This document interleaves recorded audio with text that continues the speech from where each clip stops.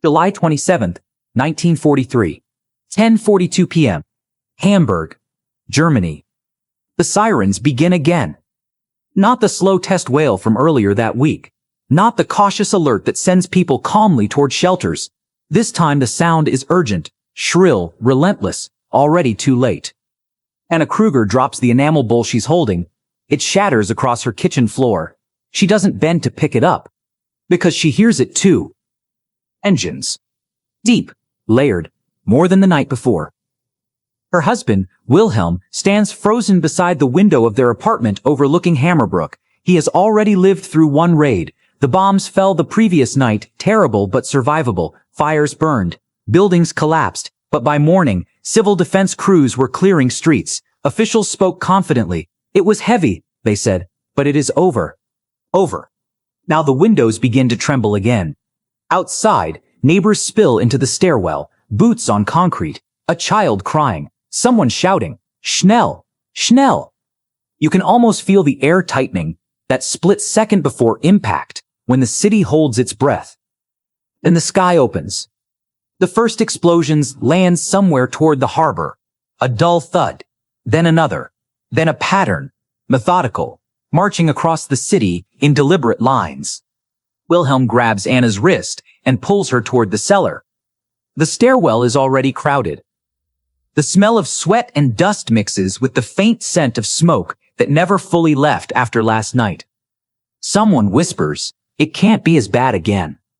No one answers. Because the engines don't fade. They multiply. Above Hamburg, hundreds of RAF bombers move in disciplined streams. Pathfinders mark targets with flares that hang in the air like artificial suns. Below, rooftops glow red under the ghostly light. This is not a repeat of last night. This is escalation. German cities had prepared for raids. Yes, air raid drills. Blackout curtains. Reinforced basements. Civil defense brigades trained to extinguish incendiaries before they spread. The assumption was simple. Bombers would come. Bombers would leave. The city would recover. That rhythm had already been tested in places like Cologne and Essen. Damage was severe but manageable. Life resumed. Shops reopened. Trams ran again. War from the air was terrifying, but temporary. That belief is about to collapse. In the cellar, Anna counts the seconds between detonations. 1. 2.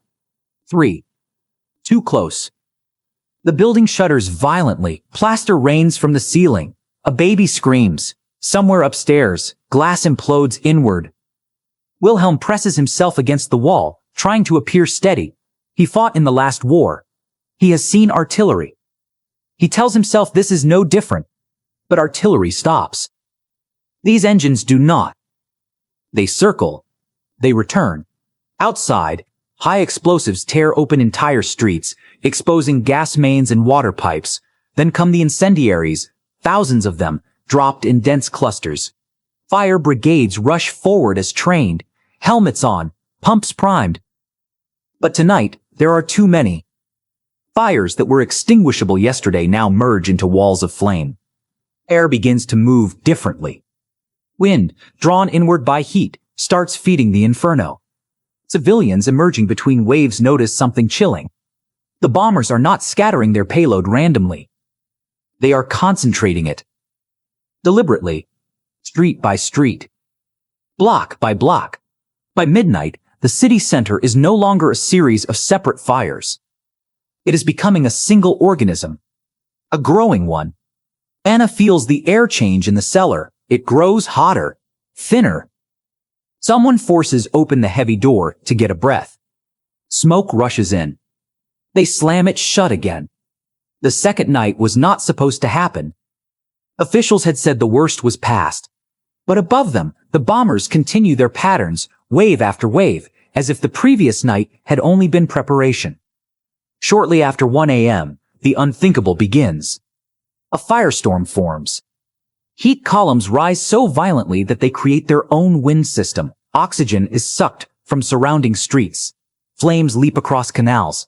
Asphalt bubbles. People trying to flee are knocked off their feet by hurricane-force gusts generated by the blaze itself. In the cellar, the air grows suffocating. Anna grips Wilhelm's hand.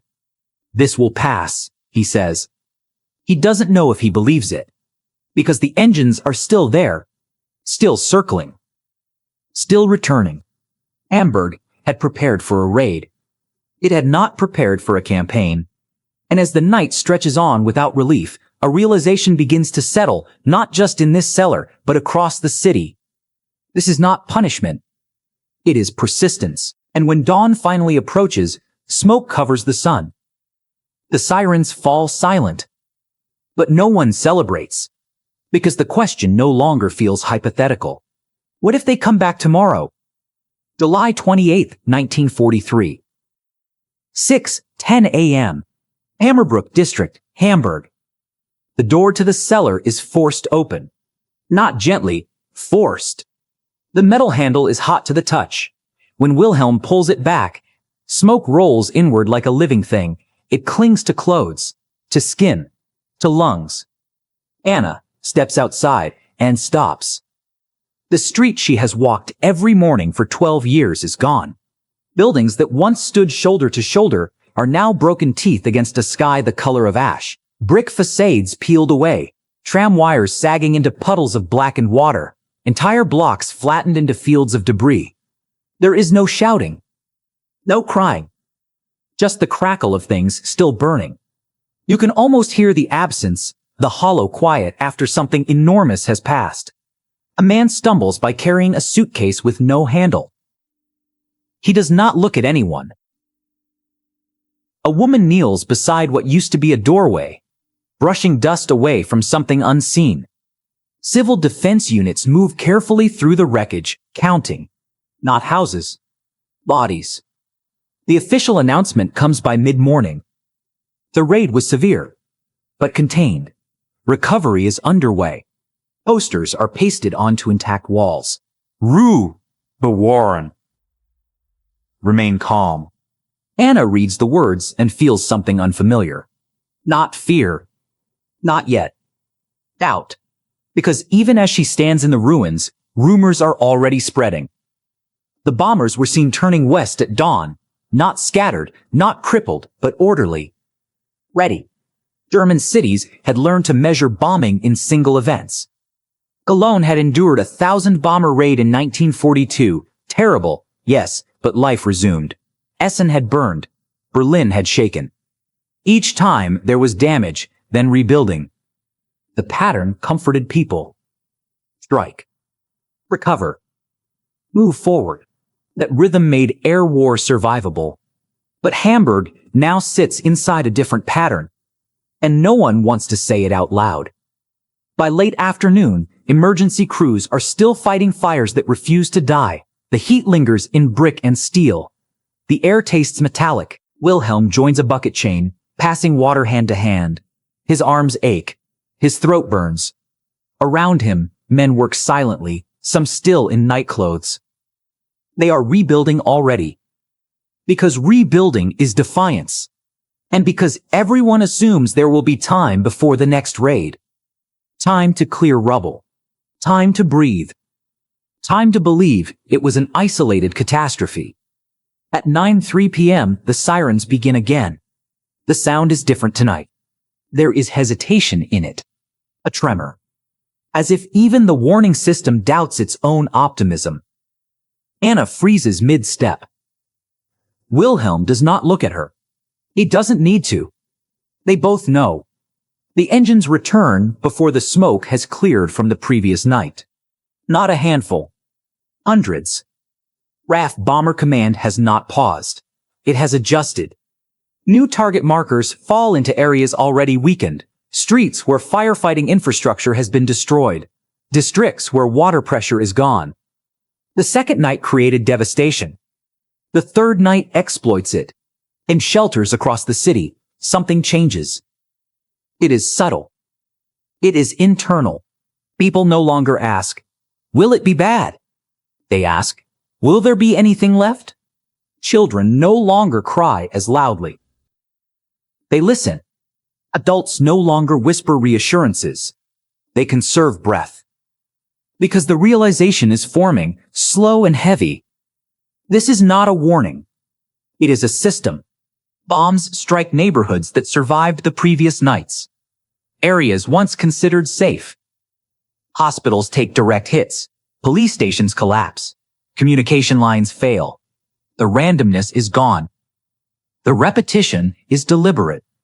Wilhelm feels the building tremble again and understands something he did not want to understand. The bombers are not trying to terrify. They are trying to exhaust. Exhaust firefighters. Exhaust repair crews. Exhaust belief. When dawn comes again, fewer people emerge. Some cannot. Some will not. Anna steps into the street and sees something she has never seen before. No one is sweeping. No one is clearing rubble. Men sit on curbs, staring. Women stand in doorways of half-collapsed homes and do not move. The city has been hit before, but never like this. Never repeatedly. Never methodically. Hamburg officials attempt to maintain composure. Statements are issued. Assistance is promised. Order will be restored. But beneath the announcements, a quieter reality spreads. The bombers have learned the rhythm of the city, and they intend to break it. As night approaches once more, people no longer prepare calmly. They hesitate, because the question that haunted them yesterday is no longer hypothetical. It is statistical. Not if they return, but how many nights in a row? And if the pattern continues, what happens to morale when recovery never arrives? July 29, 1943. 11:48 p.m. Hamburg, Altona district. The sky doesn't even have time to darken properly before it begins again. Sirens, engines, flares. Anna no longer drops anything when the warning sounds. She simply stands still for a moment, as if bracing for a familiar blow. The third night taught her something. This is not a storm that passes. It is weather that returns. Above the city, RAF bombers arrive in disciplined corridors. Pathfinders refine their aim. Target indicators burn with unnatural brightness, marking streets already weakened by previous nights. The precision is clinical now. Entire neighborhoods are revisited. Fire services, already depleted and sleep-starved, are forced to choose which blaze to fight, knowing they cannot win all of them. In the shelters, the atmosphere shifts from fear to something quieter. Recognition. The raids are no longer exceptional events. They are scheduled intrusions. German authorities had long assured civilians that air defenses were improving, that radar coverage was expanding, that night fighters were learning new tactics. There is truth in that. But from the ground, what matters is simpler. The bombers still arrive. In numbers. In order. Again. Wilhelm listens to the thunder above and counts instinctively. He no longer counts seconds between explosions. He counts waves. First the heavy blasts. Then the incendiaries. Then the secondary strikes that target areas responding to fires. It is systematic. You can almost feel the machinery behind it. Planners, meteorologists, operations officers mapping wind currents and building density. This is not anger falling from the sky. It is calculation. In Berlin, Joseph Goebbels speaks of resilience, of sacrifice, of unbreakable spirit. But morale is not a speech. It is a rhythm. And that rhythm depends on recovery. Hamburg is discovering what happens when recovery is denied. By the fourth night of sustained raids, evacuation trains begin filling. Not in panic at first. In procedure, children are sent to the countryside. Elderly residents relocated. Officially, it is precautionary. Unofficially, it is admission. The city is no longer temporarily threatened. It is a target under rotation. Anna helps her neighbor pack a small suitcase. Only essentials. Photographs. Documents. A silver locket. What if it stops tomorrow? The neighbor asks. Anna hesitates.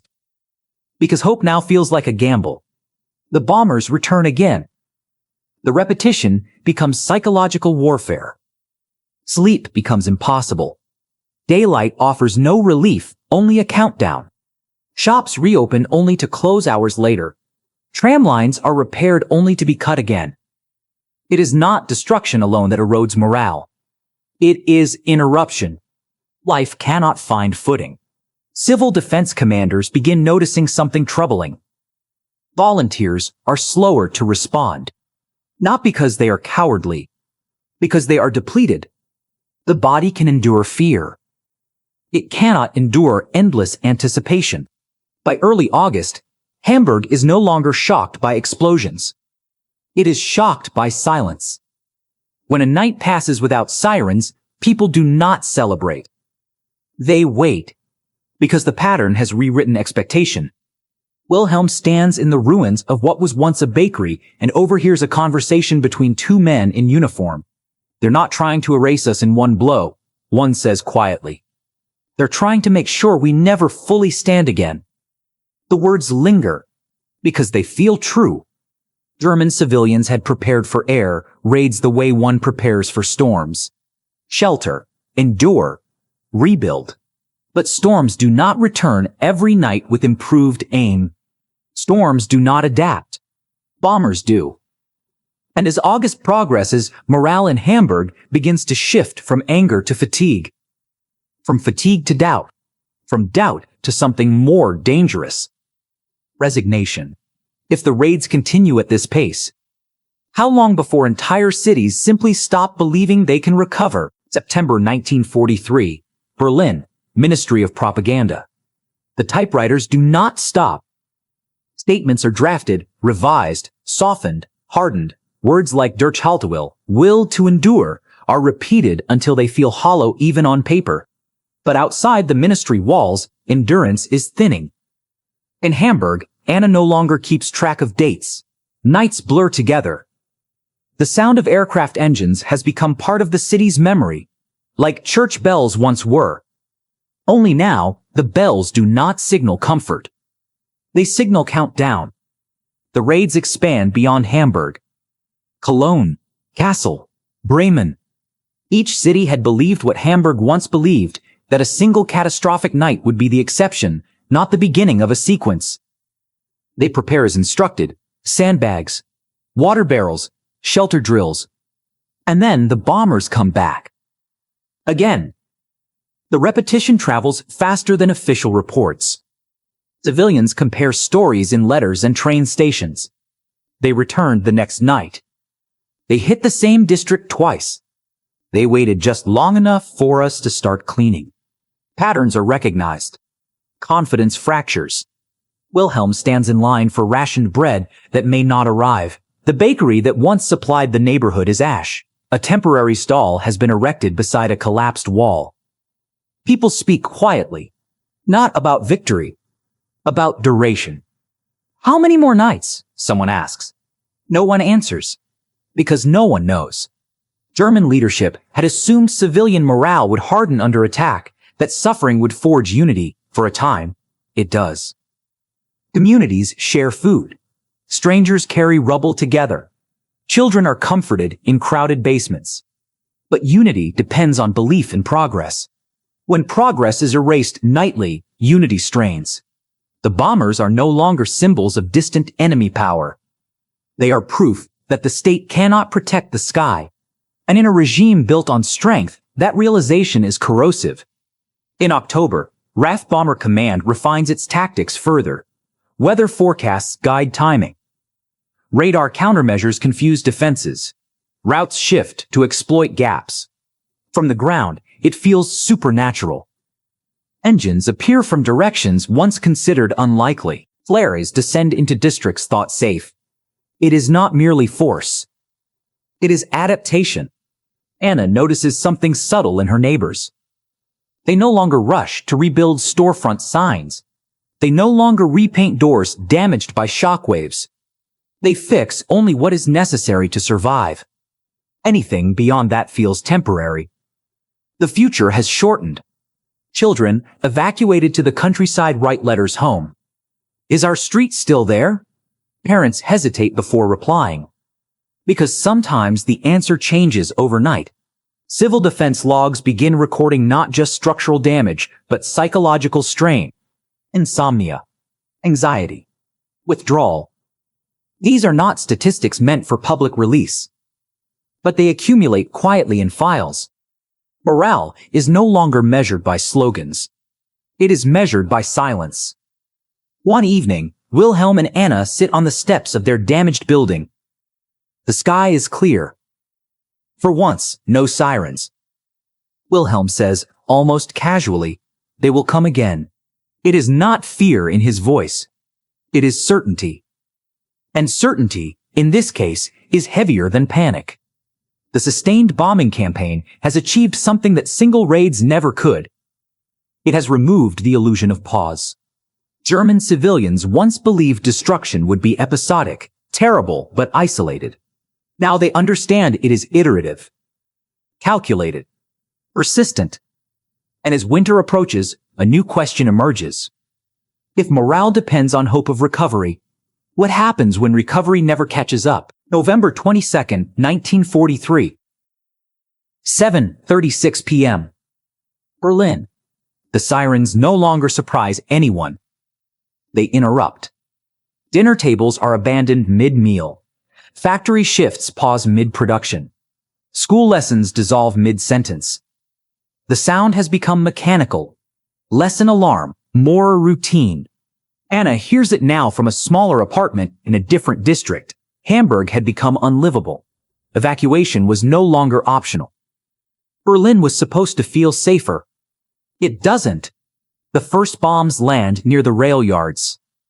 Explosions ripple outward in disciplined patterns. Anti-aircraft batteries fire back, tracers clawing upward into darkness. Searchlights cross like white blades. But above the beams, the bomber streams hold steady. The scale is overwhelming. Hundreds of aircraft. Wave after wave. The German capital is now part of the rotation. Wilhelm stands in a crowded shelter beneath a municipal building. He recognizes the expressions around him. Not shock. Not outrage. Calculation. People are estimating damage before it happens. Will the roof survive? Will the water mains break? Will the bakery reopen tomorrow? Hope is being measured in hours. By winter, something becomes undeniable. Repair crews cannot keep pace. Rail lines are restored only to be cut again within days. Electrical grids are patched, then shattered. Factories resume partial production, then halt under renewed bombardment. The pattern that began in Hamburg is now national. Bomb. Repair. Bomb again before repair stabilizes. It is a rhythm designed to outlast resilience. In staff meetings across Germany, officials confront uncomfortable arithmetic. Air defenses improve incrementally. But Allied bomber production increases exponentially. Even when losses are inflicted, replacement aircraft appear within weeks. New crews trained. New formations dispatched. The bombing campaign is no longer about spectacle. It is about persistence. Anna notices how quickly neighbors stop reacting to damage reports. A building collapses 3 streets away. No one gasps. They simply nod. Another one, the normalization of destruction, is perhaps the most unsettling change of all. Because when catastrophe becomes routine, morale does not explode. It erodes. Quietly. In January 1944, Wilhelm walks past a once busy tram junction, now reduced to twisted metal. Snow covers the debris, softening its outline. For a moment, it almost looks peaceful. But beneath the snow, the damage remains. He understands something clearly now. Rebuilding is no longer about restoration. It is about survival until the next raid. No one talks about the future beyond that. Letters from evacuated children grow shorter. Are you safe? Parents answer cautiously. We are managing. Managing. Not thriving. Not rebuilding. Managing. By early 1944, the morale collapse is not dramatic. There are no mass uprisings. No sudden breakdowns. Instead, there is fatigue. Civilians attend shelters automatically, factories restart automatically, fire brigades mobilize automatically. But belief that the next sunrise will bring recovery, has weakened. And belief is what sustained cities through earlier raids. One night, after yet another bombardment, Anna steps outside before dawn. The sky is clear. Smoke rises in thin columns. Somewhere in the distance, rubble is already being cleared. She realizes something simple. The bombers did not need to destroy every building. They only needed to return often enough that rebuilding never finished. That is what shocks her most. Not the violence, the repetition. As Allied bombing intensifies across 1944, German civilians no longer prepare for a single terrible night. They prepare for an indefinite sequence. And when destruction becomes sequential, morale does not collapse loudly. It thins. It stretches. Until one day, it simply no longer feels solid. The question is no longer whether the bombers will come again. It is how long a society can function when tomorrow is assumed to burn. February 14, 1945. 5:52 a.m. Dresden. The sky is pale, almost gentle. Smoke drifts in long, gray ribbons above a city that no longer resembles itself. Stone facades have folded inward. Streets are unrecognizable. The air smells of soot and wet ash. Anna stands among strangers near the Elbe, wrapped in a borrowed coat. She is older now, thinner. The sharpness in her face comes not from hunger alone, but from something deeper, endurance without relief. She does not look shocked anymore. She looks emptied. Dresden had believed itself different. Cultural. Architectural. Less industrial. Surely spared from the worst. That belief lasted until the bombers came in waves. British by night, Americans by day, turning assumptions into embers. But even here, what devastates morale most is not the first raid. It is the understanding that the next one is possible. That pause is temporary. That rebuilding is provisional. Across Germany, civilians have adjusted to a new normal. Shelters stocked, windows taped, valuables packed in small cases near the door. But something subtle has changed. The sirens no longer produce adrenaline. They produce resignation. The engines no longer provoke rage. They confirm expectation. Wilhelm once believed resilience meant rebuilding faster each time. Now he understands that resilience has limits. You can rebuild walls. You cannot rebuild certainty. And certainty was what made recovery possible. In the final months of the war, Allied bombing is not merely destructive. It is cumulative. Cities already weakened are struck again. Transportation networks fail under repeated stress. Communication lines fray. Industrial output stutters. But the most fragile system is morale. Morale depends on narrative, on belief that suffering leads somewhere. When bombers return night after night, the narrative fractures. There is no clear beginning and end. Only continuation. Anna remembers the first night in Hamburg, the disbelief when engines returned too soon. Back then, shock was sharp. It carried energy. People swept streets the next morning as proof that the city still stood. Now, in 1945, no one sweeps immediately. They wait, because they have learned that destruction can repeat before dust settles. The psychological toll is not dramatic. It is gradual.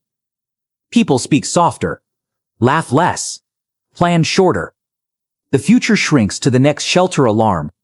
And when the bombers do not come for a night or two, the silence feels unnatural, suspicious. Is this the end? Or simply the interval? By spring 1945, something unfamiliar spreads through German cities. Not hope. Not yet. But a realization that the campaign has achieved its objective. Civilians no longer believe in the permanence of structures, or schedules, or promises. The bombers did not need to erase every street. They needed to prove they could return relentlessly until recovery lost meaning. As the war nears its end, Anna stands by the river once more. The horizon is quiet. For now, she listens carefully, half expecting the distant hum that defined the past 2 years. It does not come. And in that absence, she understands the final lesson. The shock was never about the first night. It was about the second, and the third, and the realization that bombing was no longer an event, but a system that returned until morale, not masonry, gave way. The sirens that once shattered sleep now echo only in memory.